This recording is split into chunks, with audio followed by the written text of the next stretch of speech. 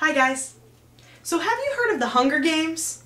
Yes, No. I love What's the Hunger Games. Yep, that's usually what people tell me. For those of you who don't know, The Hunger Games is a book trilogy that recounts the tale of Katniss Everdeen. It takes place in a futuristic version of America. America is no longer America, it's the land of Panem. There's the capital that is basically capitalistic and greedy and, you know, basically full on food, and then you have the 12 districts that are starving and just in charge of all the commodities that the capital would need. And every year, each district has to offer a male and a female tribute to compete in the Hunger Games, and only one will survive. So out of 24 12 to 18-year-olds, only one will survive every year, as a reminder to them never to uprise again. I just couldn't put it down. They were so good, and I feel like they've really helped me in my struggle with postpartum depression or my PPD. And if you're a nurse, you're probably chuckling to yourself. It's not even that funny of a joke, but your PPD. Whatever. Last night, my sister and I went to the midnight premiere of The Hunger Games, the movie. I was really concerned about the first movie and whether it was going to be able to pull it off. Once again, the book is always better than the movie. However, I thought that the movie did a pretty good job of capturing the book. I have to tell you right now though, Stanley Tucci, I absolutely love you.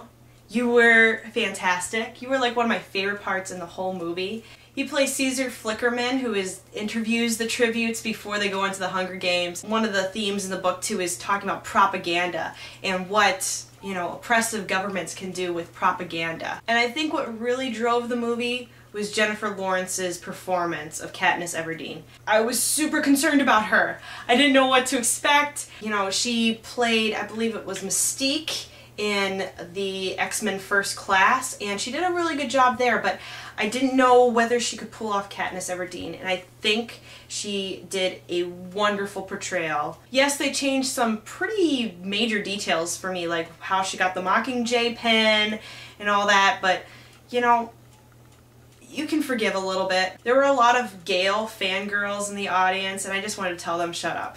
Because every time Peeta and Katniss kissed, they were like, oh, poor Gale, poor Gale. I'm sorry, stupid Gale. He's stupid.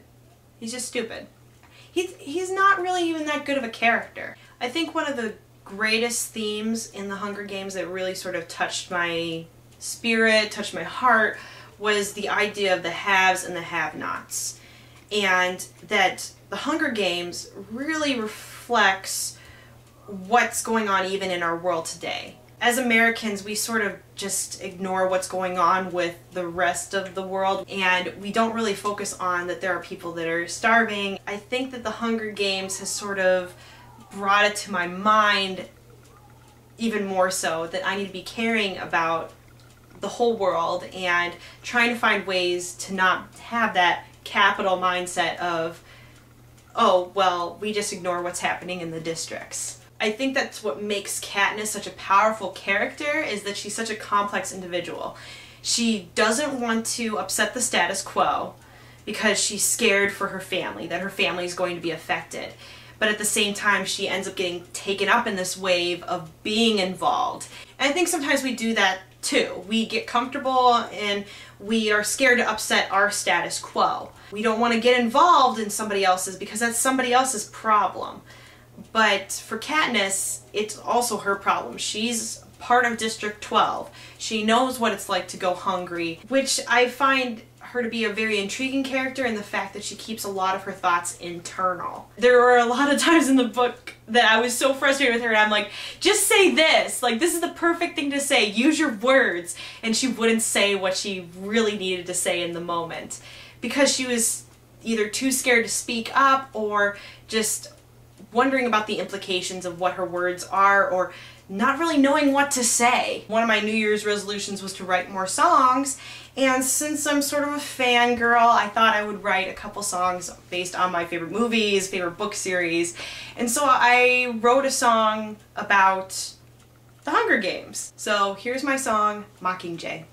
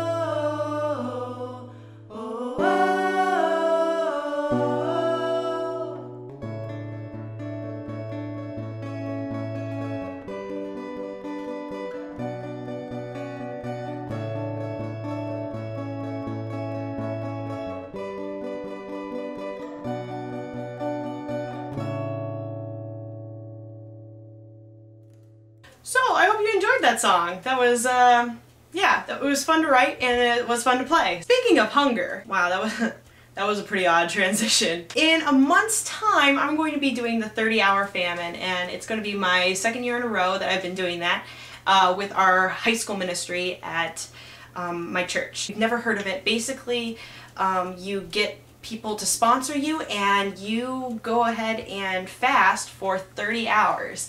Our church is partnering with Zambia and especially 2 distinct village areas, communities in Zambia. We had a really big event where we did sponsorship through World Vision for pretty much all the children in those villages. By the time it rolled to our 4th service, there were no more children to sponsor, and so they had to have just people commit to sponsor in the future. But I wanted to show you my little girl that I ended up sponsoring. Her name's Ottilia.